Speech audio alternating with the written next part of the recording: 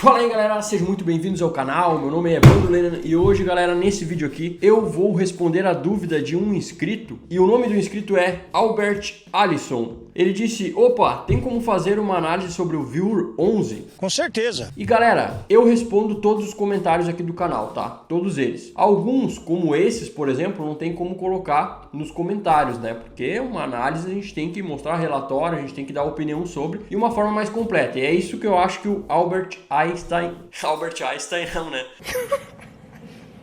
Que o Albert Alisson quer que eu faça, né? Um vídeo sobre o fundo imobiliário dele. Então eu respondo todos os comentários, gosto demais desse engajamento, quero que vocês coloquem dúvidas aqui nos comentários. Quando a dúvida for um pouco mais extensa, sobre um fundo imobiliário mais complexa, sobre uma ação, alguma coisa, eu trago em forma de vídeo. Se for uma coisa rápida, eu já boto nos comentários logo a resposta e vou sanar as dúvidas de vocês, tá certo? Coloque qualquer coisa nos comentários, eu gosto muito de responder, quero que vocês participem aqui do canal. E hoje a gente vai falar então sobre o Viewer 11, que é o fundo imobiliário que o nosso querido Albert Alisson quer que eu fale sobre. Vou dizer, galera, que eu conheci o fundo de longe, não conhecia mais detalhes dele, gostei do fundo imobiliário. Ele é um fundo imobiliário de R$ 8,37 a cota no dia de hoje. Então é um fundo imobiliário baratinho, de uma gestora grande que já tem vários fundos imobiliários aí sob gestão. Inclusive, eu não tenho esse fundo, mas eu tenho em carteira fundo imobiliário que é gerido por essa mesma gestão. É um fundo que tem algumas peculiaridades, um fundo que é mais de lajes pequenas. Vocês vão gostar, galera. Eu não vou enrolar muito aqui porque eu quero trazer bastante informação no vídeo. Então, assiste o vídeo aí até o final. Se puder, por gentileza, curtir o vídeo. Isso aqui ajuda demais o canal. E se você quiser me dar a honra da sua inscrição, ficaria feliz demais. É isso aí, galera. E vamos lá.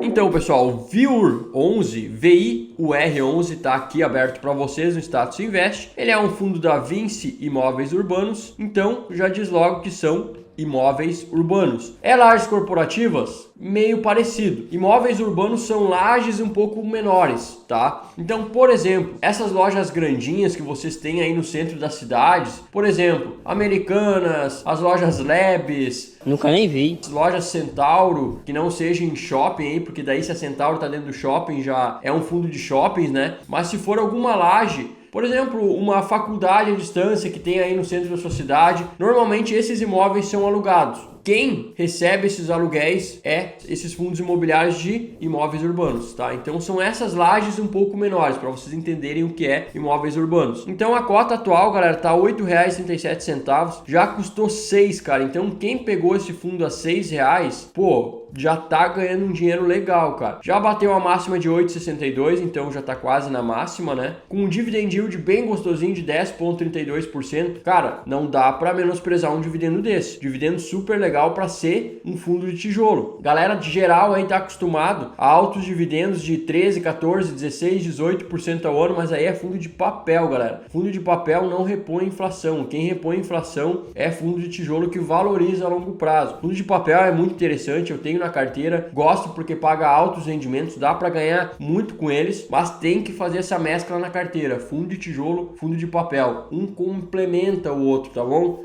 Então a gente pode ir um pouco abaixo aqui. Pegando a cotação do último ano, a gente pode ver que ele caiu bastante e depois começou a subir. Aqui, em abril de 2023, foi o ápice da queda. Se a gente puxar em 5 anos, é um fundo que já estava custando R$10. Pegou altas e baixas, como o próprio índice IFIX faz, né? Ele sobe e desce a todo momento. A gente estava com o IFIX agora muito abaixo de 3.000 pontos e agora já está 3.200, 3.100 e fica sempre oscilando. Por quê? Porque o IFIX é a média dos fundos imobiliários e como eles oscilam muito por causa de vários fatores, né, gente? Cenário micro, cenário macro, alta taxa de juros aqui no nosso país, começa a cair a taxa de juros, começa a subir os fundos, começa a correlacionar com inflação também, então é um cenário inteiro que fica mexendo na cotação desses fundos o tempo inteiro. A gente tem que estar posicionado e não dá para ficar entrando e saindo toda hora de investimento só por causa de notícias, só por causa de cenários favoráveis ou desfavoráveis que acontecem o tempo inteiro. Então dá para ganhar dinheiro com esses cenários diferentes, sim, mas você tem que girar um pouco da tua carteira, não tudo, senão você não vai ganhar dinheiro nunca. Você entendeu, velho? Abaixo aqui, galera, a gente pode ver que é um fundo ainda pequeno, 244 milhões, é um patrimônio pequeno para fundo imobiliário, tá? A gente pode ver aqui que o P sobre VP tá 0,92.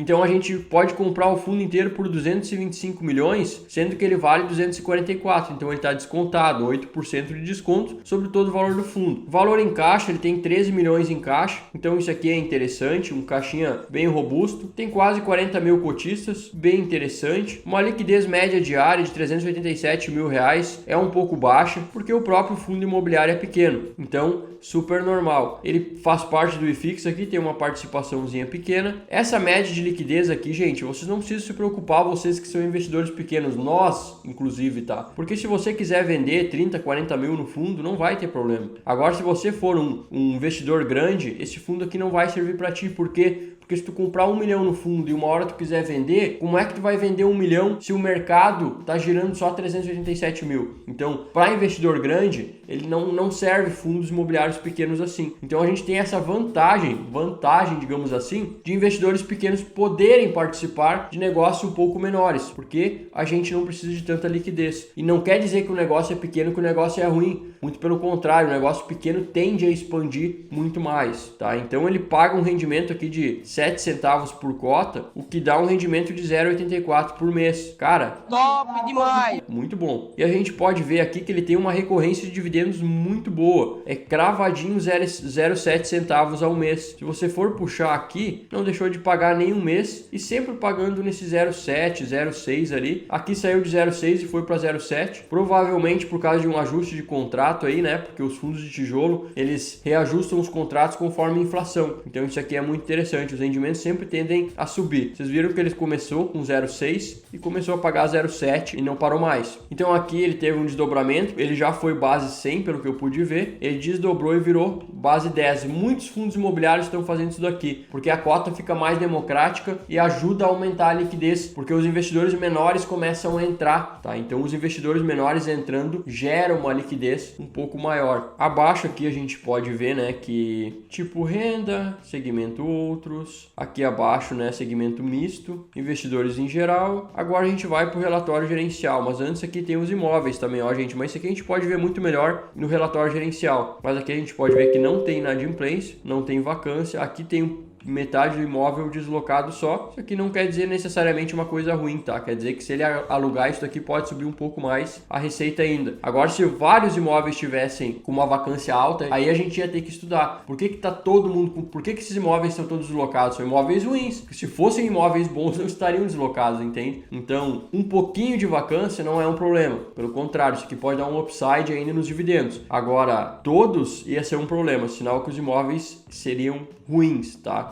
Tem 3 estados, né, os imóveis, e tem a maior parte dos contratos com vencimento acima de 36 meses. Mas isso aqui tudo a gente vai ver com mais detalhes lá no relatório gerencial. Aqui os fundos imobiliários que tem o VIUR 11 no portfólio. O Capitania aqui, ó, o Capitania Securities, que é um fundo de papel, tem o VIUR 11, uma participação de 2% aí. O MOG no fundo de fundos também tem. Então tem alguns fundos aqui que acreditam aí e tem esse fundo na carteira. Relatório gerencial a gente tem aqui o de agosto. A gente vai dar uma olhadinha aqui. Então a gente já viu que é a Vinci, né, a gestora. Aqui a gente tem informações gerais, o início do relatório. A gente tem o comentário do gestor. E aqui, se eu ler tudo isso daqui, gente, não faz sentido para vocês, tá? Vocês podem abrir lá o relatório e ler com mais calma. Mas o comentário do gestor normalmente fala como o fundo desempenhou nesse último mês, como está o cenário aqui no país, como está o cenário para fundos imobiliários. Então, isso daqui vocês podem ler com mais calma, vocês mesmos baixando o relatório lá, tá? Aqui a gente pode ver o resultado financeiro, a receita.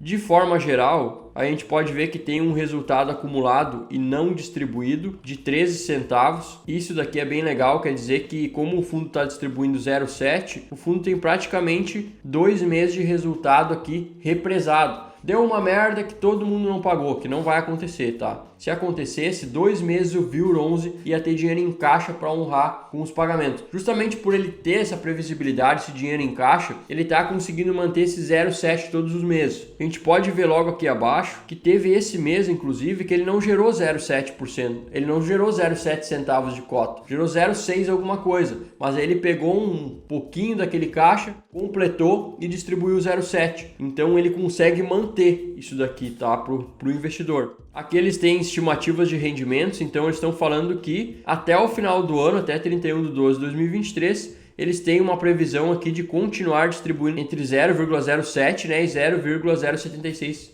de centavos por cota. Então vai manter isso daqui até final do ano, não é uma promessa, mas é uma previsão. Aqui eles falam um pouco da rentabilidade. A carteira do fundo aqui tem um calcanharzinho de Aquiles, tá, pessoal? Que nos diz que eles têm ainda, ó, o fundo possui 117 milhões em obrigações referentes a aquisições de imóveis. Então eles se alavancaram, né, pegaram um empréstimo e eles adquiriram imóveis com esse dinheiro. Então eles têm aqui 13 imóveis que eles ainda estão pagando. Ah, Evandro, isso aqui é um problema? Não é um problema enquanto os imóveis estiverem locados, eles continuarem gerando receita e como estão fazendo isso muito bem, isso não é um problema. Gerando receita, eles vão pagando a dívida, vão amortizando, uma hora vai terminar essa dívida e esse dinheiro vai começar a entrar em caixa para distribuir ainda mais rendimentos para os cotistas. Isso aqui é um crescimento de patrimônio líquido. Então, isso daqui é interessante, não tem como um fundo imobiliário crescer sem ele se alavancar. Então, através de dívida ou através de captação de novas cotas, né? Colocando novas cotas a mercado, a subscrição, né? A famosa subscrição. Então, aqui eles se alavancaram um pouco. Isso aqui é tranquilo para o fundo, tá? Eles têm 344 em imóveis, eles têm 13 milhões em aplicações financeiras, eles têm esses 117 milhões que eles estão falando aqui, que está representado no gráfico, de obrigações financeiras e que geram um PL de 244 milhões, o patrimônio líquido, né?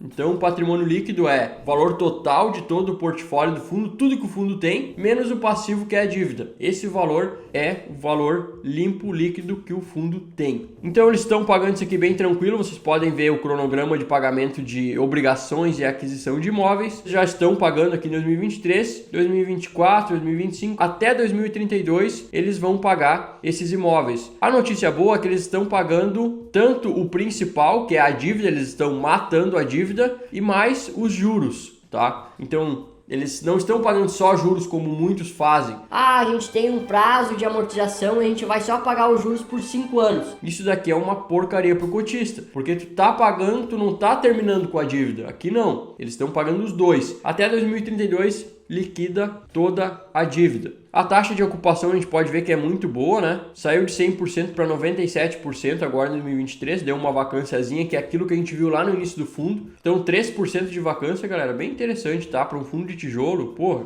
super normal. Inadimplência, eles têm o gráfico aqui, ó, não tem nada, tão zerado de inadimplência. Todo mundo pagando, sinal que os inquilinos são bons. Aqui poderia gerar um problema se não fosse tão pequeno. Aqui eles têm os locatários e olha quem tá aqui para assustar a galera. As Americanas.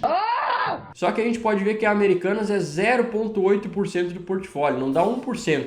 Ufa! Então isso daqui não vai gerar um problema para o fundo imobiliário nem para os cotistas, tá? A gente pode ver que 83% do imóvel tá em educação, no segmento de educação. Tá aqui, ó, Ânima, Cogna, são empresas que estão listadas na Bolsa de Valores, tá, gente? Então são empresas grandes, eles não vão estar saindo por qualquer coisa, não. Não tá livre, não tô passando pano aqui para vocês, não. Mas é muito difícil por serem empresas muito grandes. Aqui tem o tipo de contrato, 10% é típico. E isso daqui, cara, isso aqui me agradou demais. Me agradou demais. Provavelmente por causa do setor de educação aqui, tá? A educação costuma fazer esses contratos mais longos porque eles têm alunos ali, eles não podem sair a qualquer momento. Não vão ficar saindo. Ah, hoje eu faço faculdade aqui em tal cidade e daí amanhã eles se mudam lá pra outra. Não, os caras fixam raízes por aqui e eles têm que ficar até o pessoal se formar e já entra novas turmas, é aquela coisa, né? Então 90% é o que tem de melhor de contrato disponível no mercado. Aquele contrato que se o cara sair, vai ter que pagar todo o restante do contrato. Então gostei demais disso daqui e isso traz uma segurança enorme, sem precedentes para o fundo. Está distribuído metade Rio Grande do Sul, uma quase metade em São Paulo, Maranhão e Rio de Janeiro, a outra parte. A média dos contratos são para mais ou menos aí 9 anos, né?